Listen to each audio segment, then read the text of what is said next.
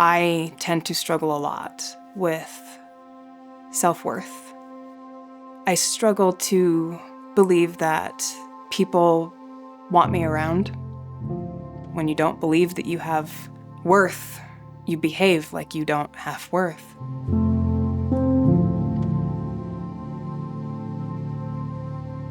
I was a Christian. I was in a Christian family. I don't think there was any real heart posture toward God because I was a child. Around the age of 15, I got drunk for the first time. Just kept living that lifestyle, doing whatever I wanted, doing things I should never have been doing.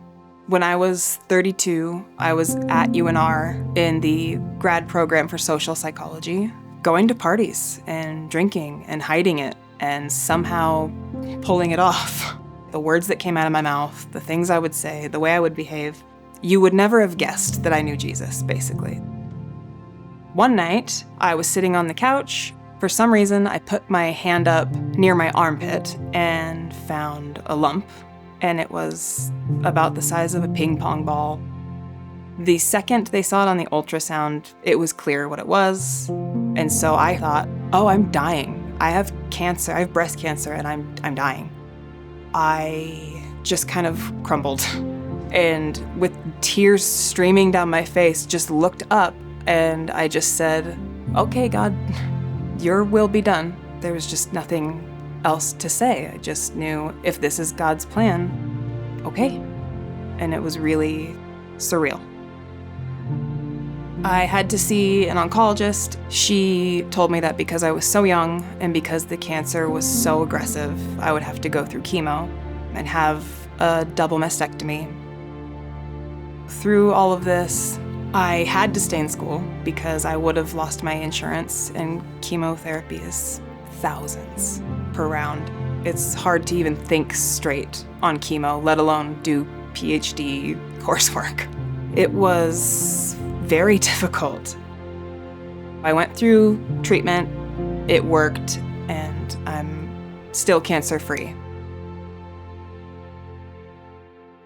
I was starting to grow my hair back and starting to get healthier, and then one night I woke up in the most pain I've ever felt.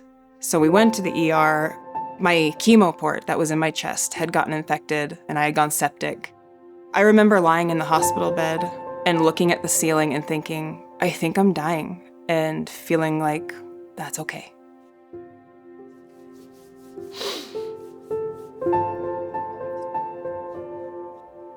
That was scarier to me than cancer, was going through that. When I was discharged from the hospital, I had a descent into the deepest depression I've ever felt. I would wake up in the morning, and before I ever got out of bed, I would just start crying because I couldn't face another day. It was just, everything felt awful. One of the things that kind of started to turn it around was when I was sitting talking with my dad about how miserable I was, and he said, I believe God will do whatever he has to do to get his children's attention. And that landed really heavily in my heart because I was still trying to do everything on my own. I needed God to show up and show me how I didn't have the strength on my own. I felt drawn back to grace. That's always been kind of my church home since I was little. They're singing, we're doing communion, and I just felt all of this emotion well up, and I just started crying, and I did not know why. I felt the urging that I now know is the urging of the Holy Spirit to get up out of my seat and go sit with Pastor Dan and have him pray over me. I fought that urge for the entire service, and I finally was like, okay, fine. He told me that he had been praying for me to come sit with him. He prayed over me, and so I kept coming. Sunday is the day that I look forward to the most out of the week now, which is wild because that was not me even a year ago. I had no idea what God was going to do. He brought me out of that depression, and it's really cool to experience because I've never engaged with God the way I do now, and he just keeps showing up. I'm working on listening to God and being obedient, even when it's hard or scary. I wasn't even going to church regularly yet when For the One was launched, and so I never made a commitment to it.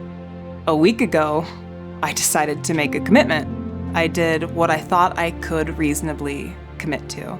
But in thinking about it more and praying about it, I think God is showing me that there is more that I could commit to if I prioritize Him above other things that don't need to be put first. The For the One initiative is so important. I want to commit more of what I can commit to help advance that because it's helping me. It's gonna help so many people. I now see a therapist at For the One counseling. Every time we talk about this struggle with self-worth, she points to God in everything all the time. I think mental health sometimes is more important than physical health in terms of how we survive life. Our mental health affects everything, and it's so tied into our spiritual health. When I look back over my entire life and what God has done, it's so clear. He is using my life and the things He's doing to bring Him glory. I'm learning to kind of step out of the way and obey.